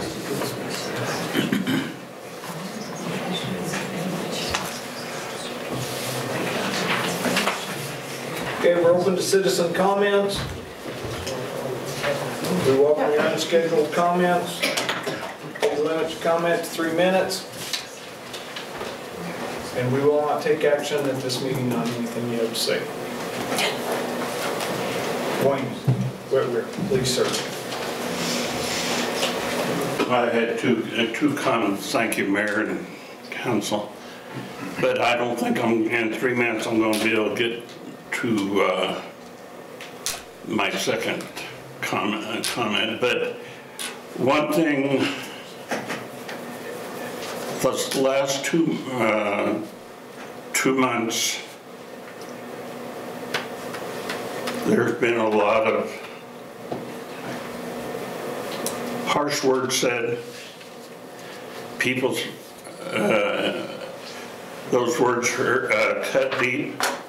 And I'm Wayne Whitner, I'm pastor of First Christian Church, and I'm the chaplain on 2 of the first responders, the police and the fire department.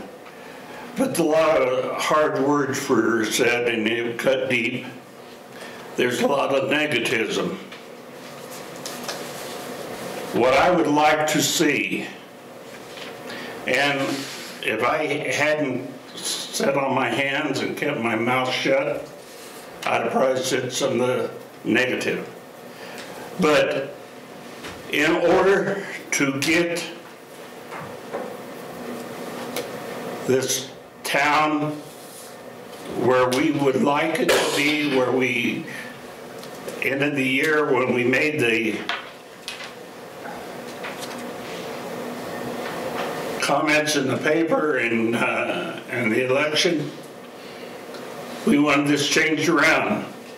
But it's not going to change around until the city council, the departments of the city, and the citizens of this city work together. Nothing's going to get done. Because we're going to be pulling apart. Because we have all had negativism heard tonight. We need to work together. The council, the department heads of the city, and the citizens of Monte Vista. If we all three work together, we would be a diamond community in the San Luis Valley. And I would like to say, and I know the council has a lot of meetings, they go to a lot of meetings. But what I would like to see is 5 different areas set up. Lariat, the southeast quadrant, southwest quadrant, northwest, northeast, and have a meeting like we have here, some of the things that we want done. Then we would come back, the council could talk to a lot of the people out there, and a lot of people would come if it was in their area. More than one great big area, if we had it at the auditorium or the high school or places like that. If it was in their area, they'd go to it. We could talk about the problems that we have, and you could pick up the positive of that group, the positive of this group, and bring it back to this group. And you would get a lot more positivity than negative. And this is all we have had the last 2 months is negativism, and it's not going to go anywhere. Thank you. Thank you, Wayne. Thank you, Wayne.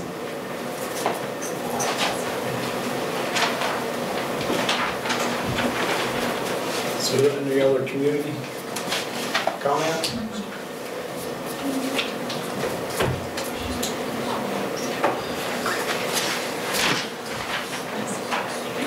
Liquor license renewal?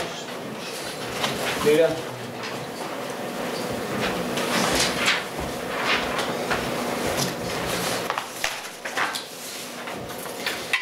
Before you is an application for renewal for Nino's Restaurant doing business at 118 Adams Street in Monte Vista. I have checked with the police department. There have been no reports against this facility. They have reported and turned in all necessary paperwork for their renewal. So I'm asking tonight that you approve a renewal for Nino's Restaurant for their liquor license. Motion? I move that we approve the renewal of Nino's Liquor's license at 118 Adams Street in Monte Vista. Second. It's been moved and seconded. Is there any more discussion? Nita? Councilor Johnson? Aye. Councilor Schleyback? Aye. Councilor Segala? Aye. Councilor Ellithorpe? Aye. Mayor Becker? Aye. Motion carries.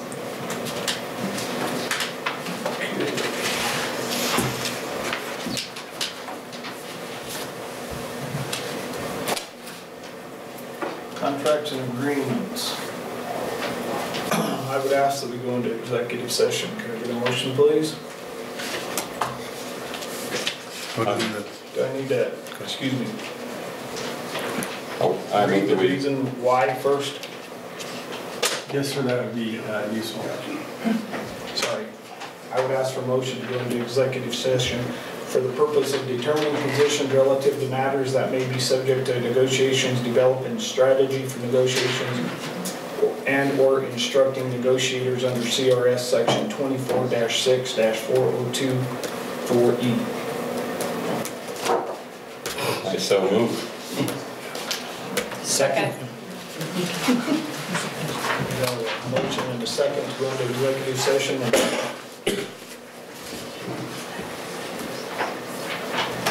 Counselor Segola? Aye. Counselor Elfort? Aye. Counselor Schleba? Aye.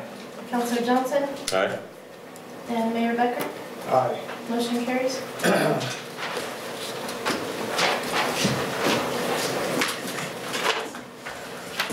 Got to do all the official stuff, guys. We will be in for a short period of time, so then we'll be back in session shortly. So everyone, you can stay here while we're in the executive session. We're going to go in the conference room so that you don't have to be displaced. Will there be action after we get back? Session.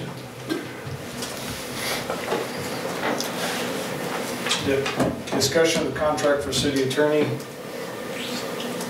I look for a motion that we appoint an interim city attorney. I move that we hold a paper vote to appoint an interim attorney, interim city attorney. Second. It's been moved and seconded. Is there any more discussion? Nita? Counselor Segola? Aye. Counselor Elfort? Aye. Counselor Schleba? Aye. Counselor Johnson? Aye. Mayor Becker?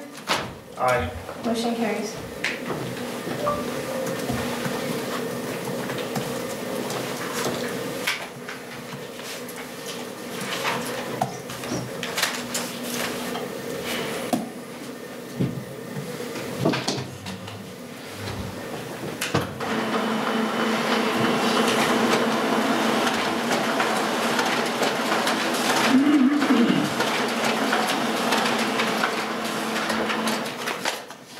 I like to see the diehards that are here.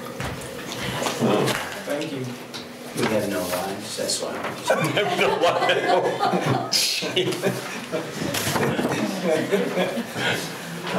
Mayor Becker. Yes, sir. Just a point of order on that. You have moved and second, it's been voted on. But I remind the council that you intend after this vote to direct the city manager to enter a negotiation with the selected individual. Oh, yes. Yes. So we need to amend that motion? It's already been voted on, so since we'll state that, you just state that for the record after you have your election results, and we can go from there.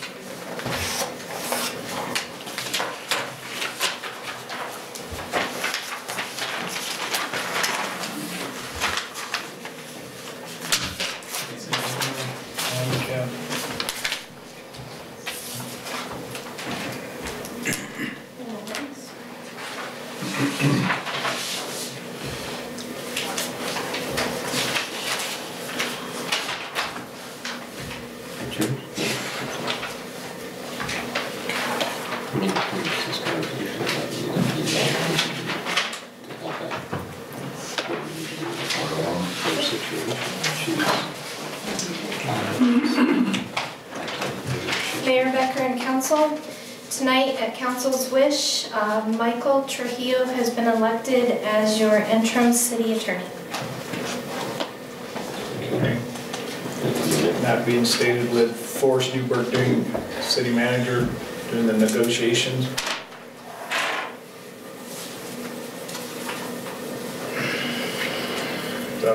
on that. Yes, sir, you it is. Okay.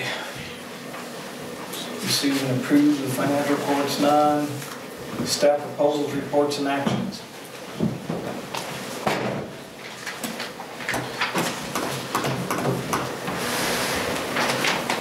Thank you, Mr. Mayor, members of the council. I will be brief. I'll be brief. I don't have anything to add to my report other than I wanted to highlight the fact that on Tuesday, March 20th, next Tuesday at 6 p.m., Ron Douglas will be hosting a meeting at the Visitor Center in conjunction with the city to roll out the business coaching program for businesses in Monte Vista. So anybody that's interested in becoming that, local business persons, local people that want to start a business, that kind of thing, are welcome to come, ask Ron questions, pry ideas out of his head, that kind of thing. I think it'll be pretty good. The website is probably 95% working. He keeps adding it. He's kind of a perfectionist, but I think that's working okay. And I'll just say on the recruitment standpoint, had a brief conversation with Ron yesterday, and he's working very diligently to bring some new businesses to the city. I think also this evening, when we were hearing about the DRG, there was this idea that Kevin brought to us about a business incubator, and it was going to be in regards to a building that DRG had, but they sold it, and it's going to have a new business in it, which is great. So that we didn't have a building, but having that discussion with Ron Douglas, we've kind of forwarded the information on that, and he's very interested in an incubator building. And in fact, he may himself purchase a building for that purposes, which would be great. He's making a lot of contacts and getting a lot of things taken care of. So that's very exciting, and I hope if you all have a chance to come to that, that'd be great. I'm certainly going to be there, and I hope we have a lot of local businesses and future businesses that show up. What day was that again? That is Tuesday, March 20th at 6 p.m. At the chamber. Yes, sir, at the Visitor Center. Or Visitor Center. Since you mentioned the chamber and I did too, I will let you know that the city is assisting the chamber in upgrading their IT-related facilities at a fairly low cost to the city, but they've had some needs and some issues, and I'd love to have Jerry maybe come to the next meeting and talk about what they're doing, but they're reimagining part of their mission, and they needed some IT upgrades, and I think the cost of the city, when you own the building, will be $500 or $600, and I think it will be money well spent for the capabilities they'll gain, so it's pretty exciting. If I can transgress, Mr. Mayor, over to Mr. Vance's report, which is later in the meeting. I won't talk to his report, actually, if you have any questions on that, but there is in your packet a street sweeping, a number of street sweeping scenarios, okay? And I did talk to Mr. Vance about that, and essentially he wanted you to all have that percolate on it. And when he returns, which certainly be by the second meeting in April, he'd like to have a more substantial discussion on that. Just a little background, Councilor Schleybaugh knows well that our sweeper is problematic. That's a good term for it. We spent a lot of money repairing it last year, and honestly the sweeper itself is not entirely appropriate for our uses. Due to the sand mix and a lot of the debris that we get on our streets. It's really nice and super little sand particles and stuff, but it's not a great sweeper. So what we're trying to do is reduce the frequency of its use a little bit and extend its lifetime, and hopefully this year looking at potentially selling it, and Rob will discuss that more. We'd like to sell it and see if we can trade it out for something that's more appropriate, like a Pelican type design, which is hardier. This design, I think, is a little flawed. So anyway, he'll come and talk to you about that some more. So in your spare, easy reading time, you could look over those diagrams and read his memorandum on that. And we'll be ready for him to discuss that at a later date. Thank you. Thank you. Chief Rosecrans? Good evening, right here, council. I'll keep it brief as well. I think most of what's on here is self-explanatory, but I think just for the edification of who's listening and who's here in the hall, Easter egg hunt sponsored by the PD is the 31st, 10 a.m., 2,000 eggs. Elks Club is donating, colored, boiled, ready to go. Apparently it lasts about 10 minutes, so you might not want to be late.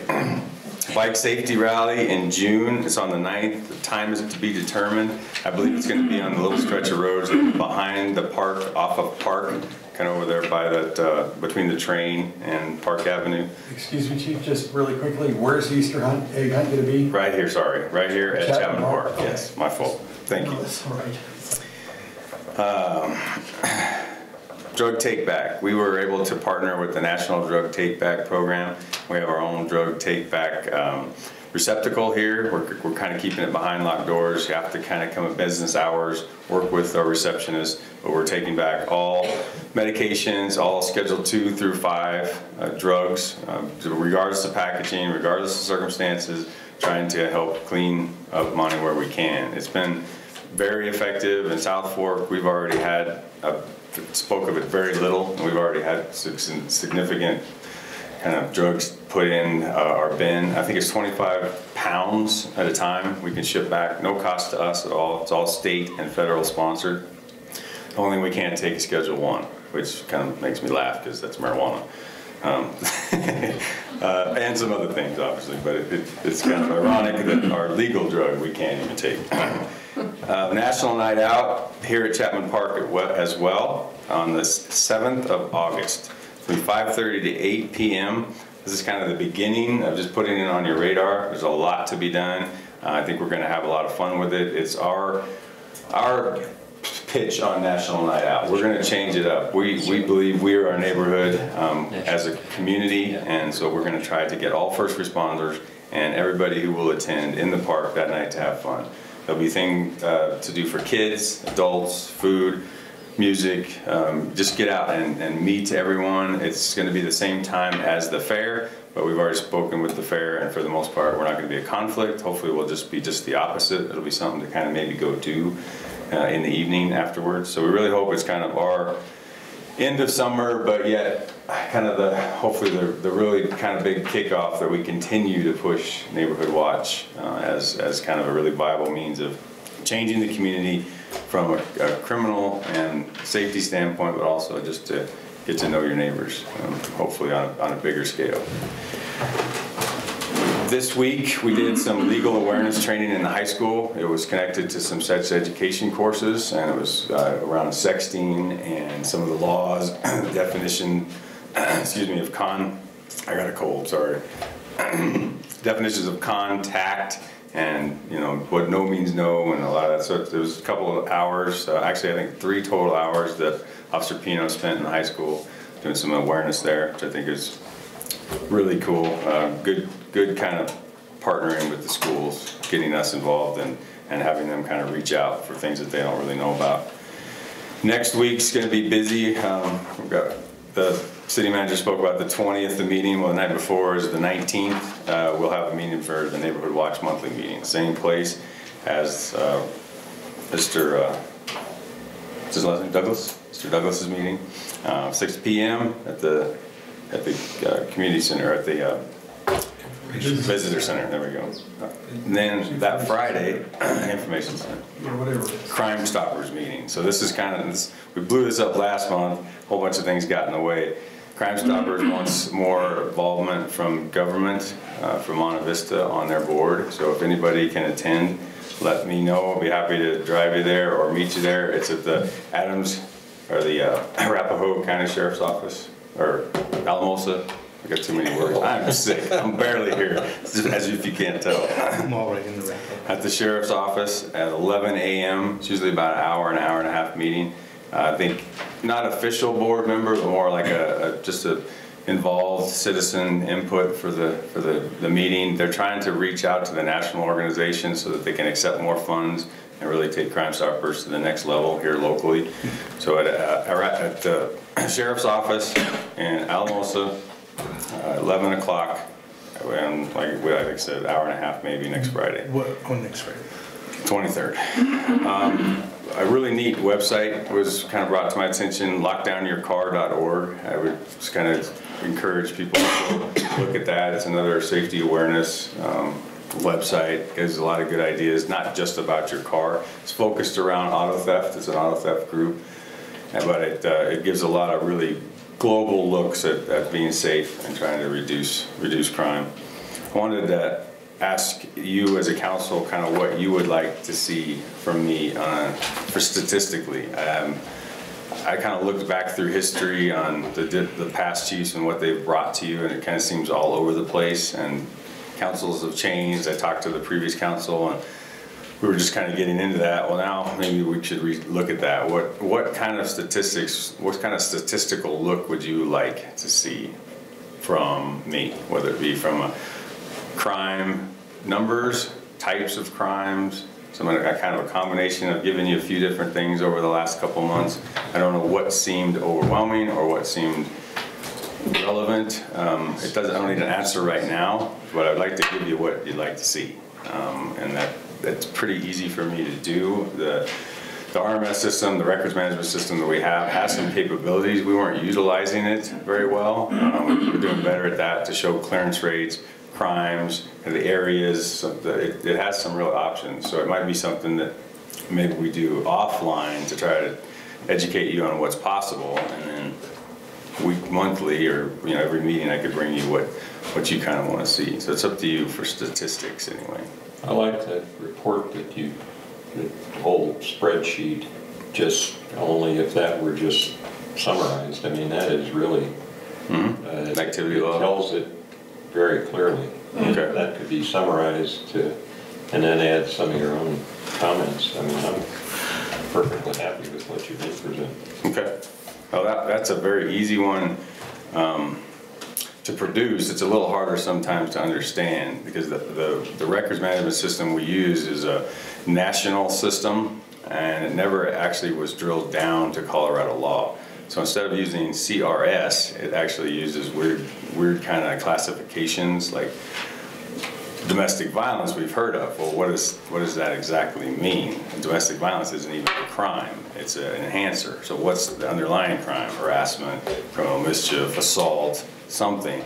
It's a bizarre system. So it might be very easy to understand in some respects, but a little bit non-representative of actually what's kind of going on. So it might work actually in our favor, but it might need a little explanation too from a legal standpoint. We have to completely change what we submit for charges based on the CRS as opposed to classification that's more global, like harassment. Okay, that's fine, but it is actually 18-9-109. That's important to know when you're charging someone, or it's municipal.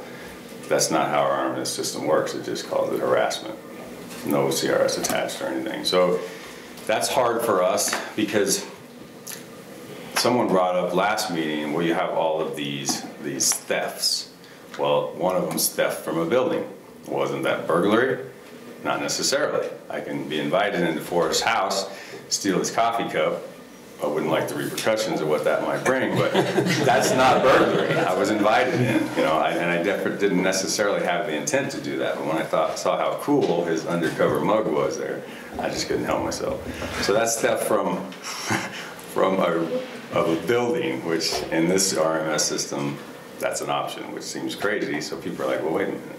You say you only have 4 burglaries, but you have 3 thefts from a building. Aren't you just playing statistics? I'm not trying to. That's just what we're stuck with. So I caution you on that, and at the same time, I'll do my best to try to legitimately, when it's a burglary, we'll say it's a burglary, as opposed to a theft from council chambers or whatever. So it's a bizarre system, but if you like that report, that's very easy. I just would have to explain it a little bit, or if you had questions that we could talk about. Administratively, we're very busy. We have 2 in backgrounds. One just completed, looks good. He'll start the 26th as a police officer. The other one working through his background. If everything goes well, he'll start on the 2nd. That'll bring us up to full staffing, hopefully. Stampede safety, I meet with Dave Cooper and the safety committee next week, kind of start getting involved with Stampede and kind of what that might look like in a different way of looking at things. I think we can definitely elevate our safety there. I've already talked to the chiefs and CSP and some sheriffs about trying to do some either through an MOU or some sort of IGA where we bring in security in a little bit different format. I'd rather see this type of security more in conjunction with traditional security. I really think that's, CSP actually wants to do some work out on the roadway where we might be able to really reduce alcohol driving, whether it be a checkpoint or a saturation, kind of before, maybe not during some of the most heaviest nights, just to keep the congestion down. But maybe if we put out a couple blitzes near, they'll be a little more apprehensive on to do things that aren't as safe. There's some real thoughts on that with CSP and Major Dingfelder and Captain Rollins being all on board for helping, and they're up to staff, more up to staff than they've been in a long time. I don't remember the numbers exactly, but I think they were around 8, now they're around 16, and their staffing is, I think, 22 maybe, so they're nearing full as well, so they'll have a lot more support for us, and very willing to do it. Very excited about our K-9 grant. It's approved. I think it'll be even more fun next council meeting because we're going to actually accept, hopefully, the grant and kind of celebrate what the next steps are. And you met our dog for a minute there through the window. So we're excited to have him on board and hopefully put some things together. We have a lot of work to do, but hopefully I have a lot of trust in the trainers we're using out of Springs, and I think they'll do us a really good service. With that, I just put in for a post equipment grant. We have a bulletproof vest grant I'm working on. I'm working with Jean, I always mix up her last name, Barello or Barino. I always messed it up, and I apologize if you're listening, Jean. She's helped me with a grant to remodel our, what I'm going to call the team room, but it's going to be our EOC. Hopefully that will be in conjunction with a couple other rooms, not to go into it too in-depth right now, but it could be pretty significant for furniture, IT support, software, just kind of remodeling the whole back north kind of east corner of the department to be available for emergencies, day use, and just kind of take us to the next level with the ability to train, brief, have some communications, pull in resources from the county if we had something on this end of the county. It's a little bit bizarre how the population is, mostly over here for Rio Grande, and most of what Rio Grande's resources are in Del Norte. So it'd be handy to have that here. So if we could get that help and begin to work pulling in the sheriffs and hazmat and all those to be able to effectively function out of this building would be a lot of help. And it would do us a lot of good on a day-to-day basis as well. And then there's some other grants that I'm working on as well. We're getting a lot of help from the CSP. I just went and picked up, I'm guessing, but the cash value is probably about $25,000 worth of gear that they donated to us to put our in-car computer system just vaulted into the future. Awesome. We're going to go from 0 to 60 on this thing with Jim's help and Alamosa as well. So everything she can give to Alamosa, it's going to be a big deal. We're got a fingerprint machine, instant fingerprint recognition, in-car clearing of plates and individuals, records management system access in the car, probably before the end of summer, maybe sooner, but most likely before fall. So a lot going on like an administrative technical aspect as well. Code enforcement, really keeping my fingers crossed. Monday, we should be a go. Jeff starts Monday. He's excited, I'm excited. He's got a lot of background, I think, that's gonna be really effective to deal with the citizens. He's a pretty no-nonsense guy, and I think he also understands where we are, fiscally. I think there's a good understanding that this isn't about gouging people in their pocket. It's about cleaning up the neighborhood, and there's more than one way to get that done. And we'll decide on who needs what as we go along. But I think I have a lot to learn about that. With Forrest's help, I think we'll both teach Jeff a lot in a short time. And I just wanted to bring up that 160 concept to see if anybody had any thoughts on that, or if it's worth talking about yet, and how that corridor, what your thoughts are for that, and how we reduce or completely stop the cars for sale, the flea market look. I don't know where we start. I'm not saying that's where we start, but I think it's a good way to indoctrinate someone into this job, is some of the more public access. You know as well as I do, we have a lot of individual residences and locations to pick on as well, but I think we send a big message when our weeds are cut.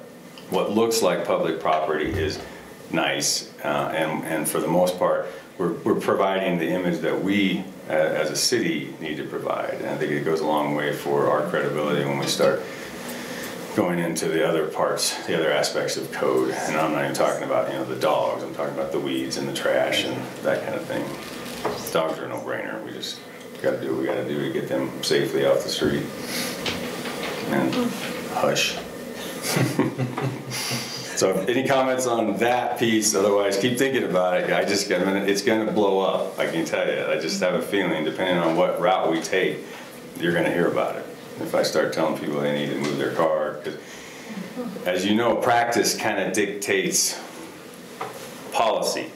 And when you do something long enough, it just kind of becomes the way things are. And it takes a little bit to change them sometimes. Doesn't mean it's wrong. Just there's going to be some pushback to do with that, other than we talked about that before, but signage.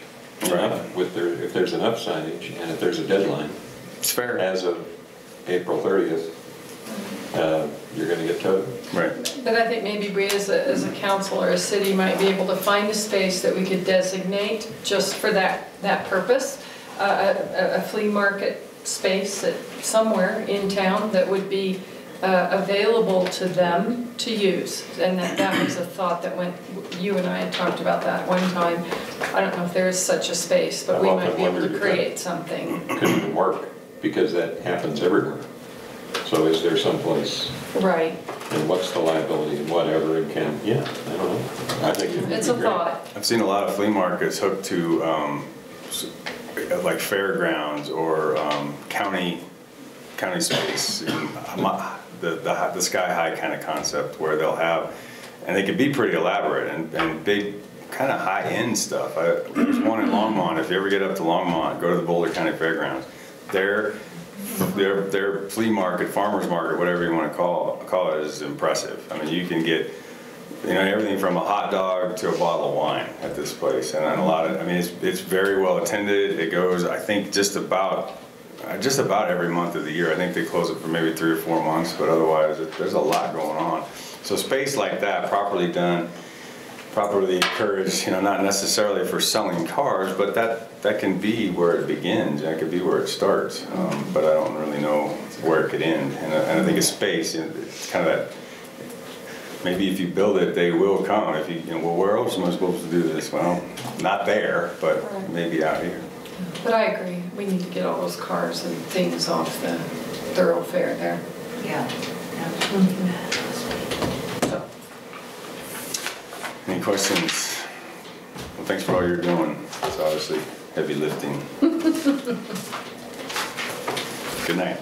Good night. Thank you, Chief. Yeah, Mr. Mayor, could I have one thing that I can't believe I didn't mention, is that, we had the bids out for the Sky High Park Multi-Purpose Facility Improvement Renovation Project. There we go. And we'll be opening bids Monday. So I know for sure there's at least 2 contractors that are bidding. Okay. Well, we'll see if they both come in, but yeah, there's 2 that definitely have called and asked questions of Rob and myself, so pretty encouraged by that. We'll just have to see where the numbers come in, but that will happen Monday, and we'll let you all know the results as soon as we have them. Okay, very good. Sounds great. Anita? I apologize to all of you. I really don't have a report for you this evening. You don't need to apologize. It's perfectly okay. Better? No. So, I won't make this very brief. The one thing I need to ask all of you is for the CML conference. It's June 19th through the 22nd in Vail. I need to register you guys by April 5th, so I need to know if you are interested in going. Okay. So if you can either let me know by next Friday at the latest, so I can get everybody registered, that would be great. June, you said? June 19th through the 22nd. And there's a cost involved. I don't know what it was. It's not insignificant, Counselor. I'm trying to think what it rounds up to. Probably, yeah, I'm thinking $600 or $700 per. Oh. Pretty easily. So it's not an inexpensive conference to go to. I do think it's worthwhile for elected officials to go to. There's some lodging issues with Vail, etc. Next year it'll be in Breckenridge, which honestly, having attended conferences in both is a far superior venue as far as going to a conference and the interactions. And you know, if you've all been to Vail, it's a nice community. I'm not bagging on it, but it just is not as conducive to me for interaction with other folks. So, but yeah, I mean, you have it in your budget to do that conference if you'd like. But you know, it is a fair amount of time that time of year. So, and you know, I kind of recommend that for you guys to go to the CML. You learn a lot. There's a lot of workshops, and it's all worth it. Thank you. Appreciate that, Art. So that's all I had. If you guys can get with me for the meeting next week and let me know if you want to go, and then I can get you guys registered. and you don't email you what the actual cost is tomorrow or so, or Monday. IT? Dale, I may have to go ahead and ask you a question. Is it permissive to ask how you're going to go about doing appointing an attorney or hiring one? With that, what you guys discussed in your... We put the interim in. For how long? Can you give us some particulars on how you're going to do it? Is it 30, 90 days? Right now, it's like 6 months. But that's just what we're looking at. That doesn't mean it's going to go to 6 months. Okay. So... And does it mean you're going to ask for more people to surface for the job? Well, yes, sir. We'll do an RFP again. And it'll be a little bit later date, but it'll be coming out. With a 6 month max? That's probably what we're looking at. Here's my question. What happens if 6 months, the last time you had 2 applicants, what happens in 6 months if Gene makes commitment somewhere else and can't even come to the questionnaire? What do you do? A good attorney earned a dime a dozen. If there were more than that in the valley, they'd have been here for the first interview, but they weren't. Just 2 of them were here. So what happens in 6 months? I'm not fishing for. I'm just asking. What happens in 6 months if you don't get anybody that's qualified or get anybody at all? What do you do? Don't go out of town to get an attorney, folks. I ran a retail store too long, and when people went out of town, I think that was my pet peeve. If you have an attorney in Monte Vista and he's qualified, I don't want to see you go out of town. And you're needing to go. You know, you, the community, elected us, okay? And I really appreciate that. And I know you're back in there.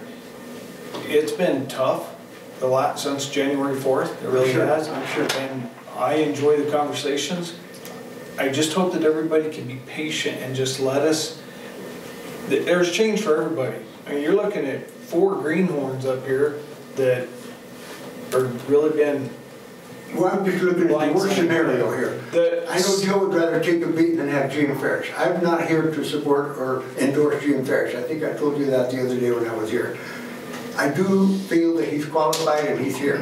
That's my whole point. He's here and he's qualified. So let's not do anything crazy and go out of town to save a nickel or because we have to. And don't go out of town for an attorney if we got some here, folks. Don't do it. Okay, thank you. Ray, thank you. Appreciate your input. Have a good evening. You betcha. Mr. Mayor, Council, you have my written report before you. I'd like to pull a few small items out of here to discuss with you. I want to point out that IT's been talking about possibly next year's budget having to replace a server that we continuously find doesn't meet the standards of the software that we run the entire city on. Well, VMware, the software company, made that decision for us by announcing last month that they will no longer support the software that we're on. We must move forward. Typically, a server of this magnitude is $10,000 plus. We were able to work with Forrest and find a used server for $3,500 with a full warranty that met our needs and the needs of the software.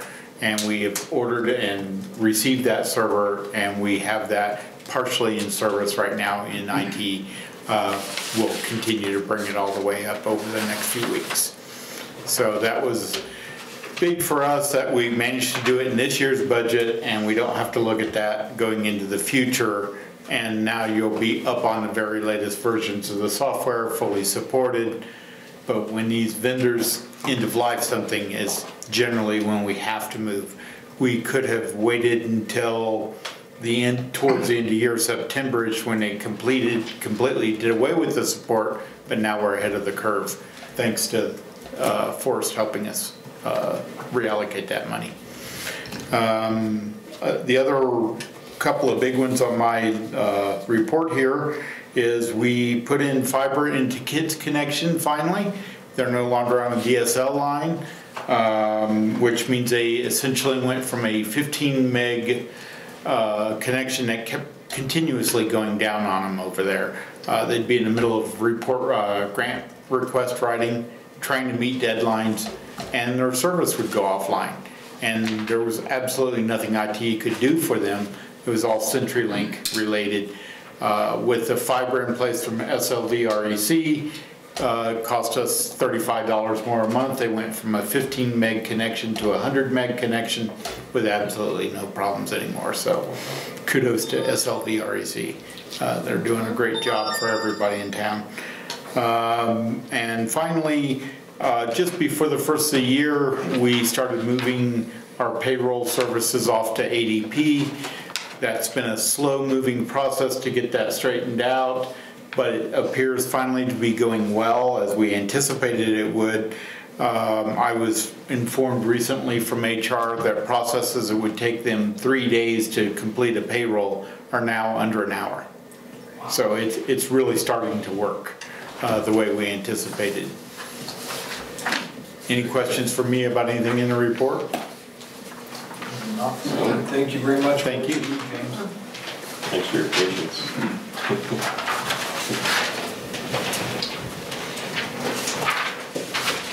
Victor, do you have anything?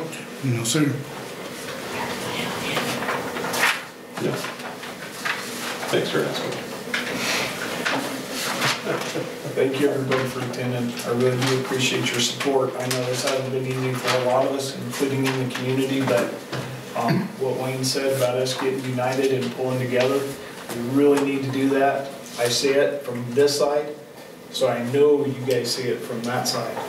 So I appreciate it. I know not everything we do seems right, but I appreciate the input from the community, the support, and even the negative shots that we get. I do appreciate them too, but I know it's a learning curve for all of us, so thank you.